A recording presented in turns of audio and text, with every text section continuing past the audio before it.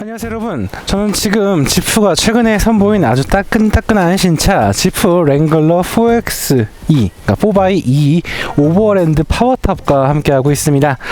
자, 4x2 오버랜드와 오버랜드 파워탑 같은 경우는 이제 지프의 전동화 시대의 시작을 알리는 아주 특별한 이 플러그인 하이브리드 모델이라고 할 수 있겠습니다. 자, 지금까지 오프로드 아이콘으로서 정말 많은 사랑을 받아온 랭글러의 레이아웃과 플랫폼을 그대로 유지한 채로 이 전동화의 매력을 한층 더하면서 시장에서의 가치를 높이는 특별한 존재라고 할 수 있겠습니다. 자, 그럼 오늘은 이 지프 라이드 트레일 현장에서 이 랭글러 4x2 오버랜드 파워탑이 어떤 차량이고 또 어떤 매력을 제시하는지 함께 살펴보도록 하겠습니다. 본격적으로 차량을 살펴보기 전에 그 체격에 대한 이야기를 먼저 하도록 하겠습니다. 자, 랭글러 4x2 같은 경우는요, 특히 오버랜드 파워탑 같은 경우에는 이제 4880mm의 전장이나 뭐 전폭 전고 이런 부분은 일반적인 랭글러와 큰 차이가 없는 걸 볼 수가 있습니다. 실제 휠베이스라던가 이런 부분도 거의 동일하죠. 다만 차이가 있다면 이제 가솔린 엔진과 이 전기 모터 시스템이 더해지고 배터리가 차량에 더해지면서 차량의 공차 중량이 2345kg으로 다소 무거워졌다라는 게 특징입니다. 하지만 차량 자체가 워낙 힘이 좋고 또 전기 모터가 추가적인 이 파워를 더하기 때문에 차 움직임에 있어서는 큰 우려가 없을 것이라는 생각이 듭니다. 이어서 디자인 살펴보도록 할게요. 사실 기본적인 모습은 우리가 알고 있는 랭글러 오버랜드 파워탑과 그리고 오버랜드와 거의 동일한 모습입니다. 실제 지프를 상징하고 있는 7슬롯 그릴이라던가 특유의 박시한 디자인 이런 부분들은 거의 동일한 부분이죠. 다만 좀 차이가 있다면 이렇게 플러그인 하이브리드 모델만을 위해 적용되어 있는 이 플러그인 커버 소켓과 그리고 푸른색으로 이 친환경 모델의 아이덴티티를 강조하는 이런 디테일들이 더해진 것을 볼 수가 있습니다. 하지만 그 외에 이런 도어 패널이라던가 이 볼륨감 있는 팬더 디자인 그리고 독특한 후면 디자인은 우리가 알고 있는 랭글러의 범주에서 크게 벗어나지 않음을 확인할 수가 있습니다. 참고로 이제 후면에는 이렇게 4X2 레터링이 더해져 있어서 이 4x2 오버랜드와 오버랜드 파워탑의 아이덴티티와 감성을 아주 효과적으로 드러내고 있습니다. 참고로 저는 오늘은 이 흰색의 차량을 시승을 했지만 개인적으로 이 푸른색의 이 4x2가 굉장히 매력적으로 느껴지더라고요. 사실 실내 공간의 모습 역시 우리가 알고 있는 전형적인 랭글러의 모습을 하고 있습니다. 전체적인 대시보나 센터 패시아의 형태, 그리고 스티어링 휠 등 다양한 부분에서 우리가 알고 있는 랭글러의 기조를 고스란히 따르고 있죠. 게다가 이런 디테일한 부분에 있어서도 완전히 동일한 모습입니다. 물론 하이브리드 모델이기 때문에 하이브리드 전용의 계기판을 더하고 인포테인먼트 시스템에서도 독특한 디테일이 더해지는 건 있지만 전체적으로 이 차량의 이 랭글러의 DNA는 크게 훼손되지 않아서 이 브랜드의 아이덴티티가 아주 잘 드러나고 있다, 그렇게 설명할 수 있겠네요. 도어를 열고 안쪽을 살펴보면 이런 랭글러의 DNA가 그리고 하이브리드 모델의 특징이 잘 드러나고 있습니다. 실제 보시는 것처럼 전체적인 공간 구성이라던가 공간의 여유는 일반적인 랭글러와 다름이 없습니다. 정말 그대로 본따고 있다라고 할 수 있겠죠. 하지만 여기를 보시게 되면은 이렇게 4x2 전용의 이런 요소들이 더해져 있어요. 하이브리드, 일렉트릭, 이세이브 모드가 있는데 참고로 하이브리드 모델 같은 경우는 자동적으로 이 출력과 출력원을 조절해주는 방식이고요. 일렉트릭 같은 경우는 되도록 전기 모터를 기반으로 하여서 주행을 하는 방식이죠. 이세이브는 배터리를 아끼고 충전시키는 데 집중하는 방식입니다. 덧붙여 이 차 같은 경우는 앞서 말씀드린 대로 파워탑이기 때문에 이렇게 쾌적한 오픈톱 에어링을 함께 누릴 수 있다는 것도 큰 매력이 될 것입니다. 랭글러 4x2의 실내 공간의 특징 중 하나는 바로 2열 공간에 있습니다. 자, 배터리가 2열 시트 하부에 자리하고 있거든요. 이렇게 말이죠. 그렇기 때문에 2열 시트가 조금 높게 구성되어 있습니다. 그래서 좀 기존의 랭글러보다 조금 더 높은 시트 포지션을 갖고 있어서 좀 헤드룸이 조금 좁게 느껴지긴 합니다. 하지만 기본적으로 랭글러 자체가 체격이 크기 때문에 전체적인 공간의 가치와 만족도는 충분히 높으리라 생각이 됩니다. 소재나 소재 연출 등에 있어서는 우리가 알고 있는 그런 일반적인 랭글러와 완전히 동일하다고 생각하면 이해가 빠르고 쉬울 것 같습니다. 적재 공간 역시 우리가 알고 있는 전형적인 그 랭글러의 모습을 보여줍니다. 자, 개방 방식도 여전히 동일하고요. 그리고 또 보시는 것처럼 이렇게 깔끔하게 공간이 마련되어 있습니다. 2열 시트 역시 폴딩 가능하기 때문에 상황에 따라서 더욱더 넓은 공간을 확보할 수 있죠. 다만 앞서 말씀드린 것처럼 2열 시트에 좀 구조적 차이가 있다라는 점은 좀 감안하셔야 될 것 같습니다. 이어서 파워트레인 살펴보도록 하겠습니다. 자, 랭글러 4x2 같은 경우는 이제 2.0 가솔린 터보 엔진과 복합된 전기 모터의 구성으로 아주 현대적이면서도 최신의 기술의 가치를 효과적으로 드러내고 있습니다. 2.0 가솔린 터보 엔진 자체도 우수한 출력을 제시하는 파워 유닛이지만 45마력과 136마력의 이 우수한 출력을 제시하는 이 두 개의 전기 모터가 발전과 출력 전개 등 다양한 환경에 아주 효과적으로 자리하고 있습니다. 여기에 8단 제동 변속기 그리고 셀렉트 트랙 풀타임 4WD 시스템이 더해지면서 민첩한 운동 성능은 물론이고 다양한 상황에서의 우수한 신뢰도 높은 운동 성능의 뒷받침을 마련합니다. 한편 이제 많은 분들이 고민하실 분들 혹은 궁금하실 부분이 바로 이제 효율성에 있겠는데요. 합산 기준으로 복합 기준 12.7km/L고요. 도심과 고속 연비 모두 12.7km/L로 구성되어 있어서 전반적으로 굉장히 밸런스가 좋고 이 완성도가 높다라는 그런 기대감을 이제 키우게 되는 그런 수치를 보여주고 있습니다. 그럼 지금부터 랭글러 4x2 이 오버랜드와 함께 파워탑이죠. 게다가 실제 주행을 해보도록 할게요.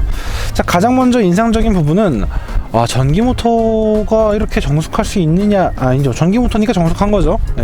랭글러가 이렇게 정숙할 수 있느냐를 일깨워주는 이 셋업에 있습니다.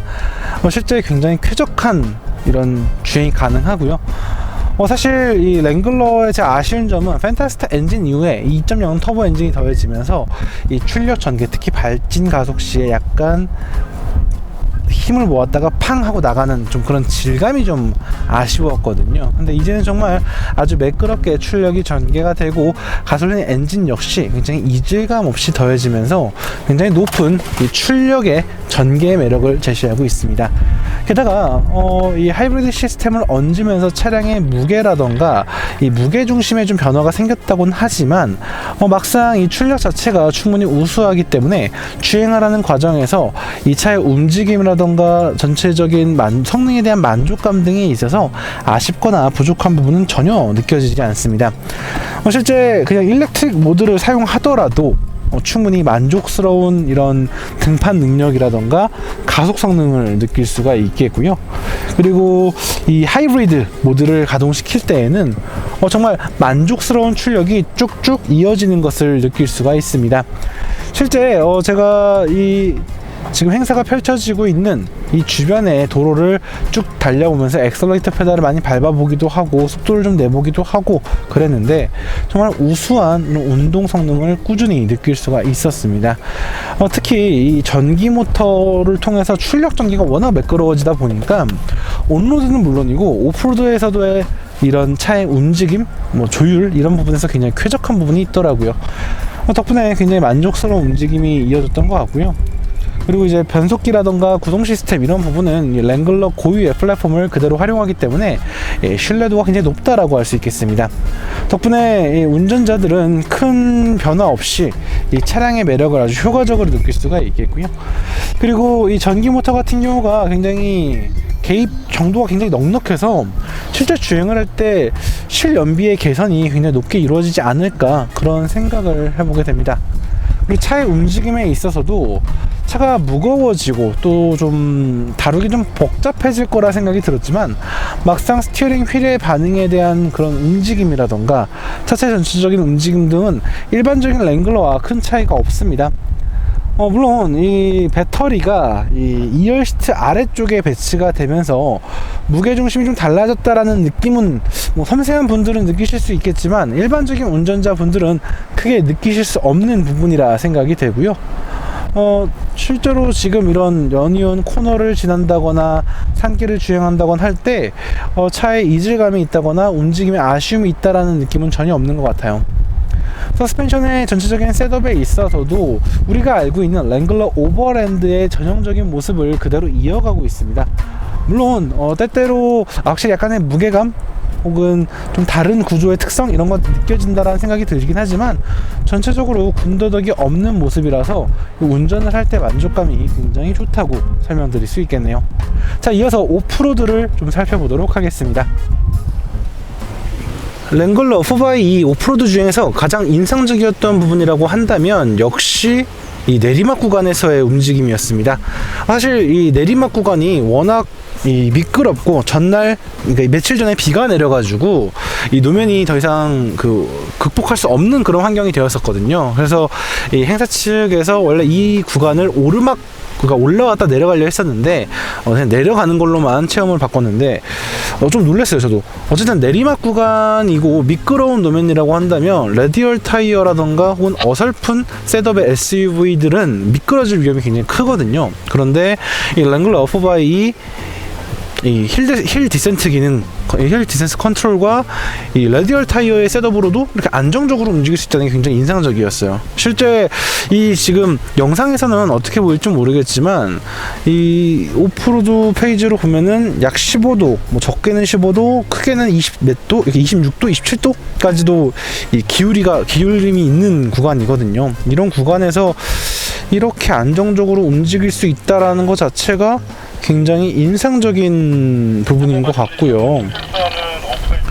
굉장히 놀라운 부분이라 생각이 들어요.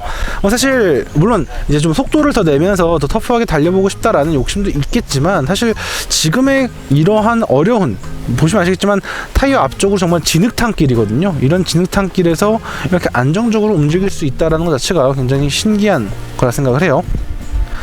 그리고 지금 같은 경우는 여기 갑자기 뚝 떨어지는 곳인데 잘 갈 수 있으려나? 자, 지금도 갑자기 훅 떨어져요. 지금 사실 운전자가 몸을 제대로 기대지 않으면 앞으로 쏟아질 만큼 굉장히 높은 각도고요. 29도까지 나오네요. 31도. 야, 이렇게 급격한 경사에서도 안정적으로 움직일 수 있다라는 게, 야, 이 랜드로버가 얼마나 오프로드 부분에서 경험을 갖고 있는지 알 수 있는 대목인 것 같았어요. 이렇게 랭글러 4x2를 이제 함께 만나봤고요. 파워탑 역시 쾌적한 이 연류 굉장히 즐거웠다는 생각이 됩니다. 저는 좀 그런 생각이 들어요. 이 랭글러 4x2가 등장을 하면서 정말 전동화 시대에 그런 막이 오르고 있구나. 랭글러마저도 전동화를 성공적으로 랜딩을 해주니 이 전동화 모델에 대한 고민이 더욱더 커질 수밖에 없겠구나 라는 생각이 드네요. 이렇게 되면 다음에 바로 전기차를 사야 되나? 라는 생각이 들 것 같기도 하고요. 그리고 그럴 것 같아요. 사실 이 랭글러 4x2가 기본 모델에 비해서 가격이 좀 많이 상승되어 있는 건 사실이에요. 하지만 가격적인 부분에 크게 구애받지 않으시면서 랭글러라는 이런 하드코어 오프로드를 구매하시고 싶다라는 분들이라면 저는 이 4x2 굉장히 매력적인 그리고 설득력 있는 카드가 되리라 생각이 됩니다. 자, 오늘 이렇게 강원도 태백에서 지프 랭글러 4x2 오버랜드 파워탑을 함께 시승해 봤고요. 정말 매력적인 이 전동화 오프로드의 등장이 도래했다라는 걸 여러분들에게 다시 한번 알려드리면서 오늘 시승 마무리하겠습니다. 지금까지 카올리 김학수였고요. 전 다음에 다른 자동차 다른 이야기로 다시 인사드리겠습니다. 감사합니다.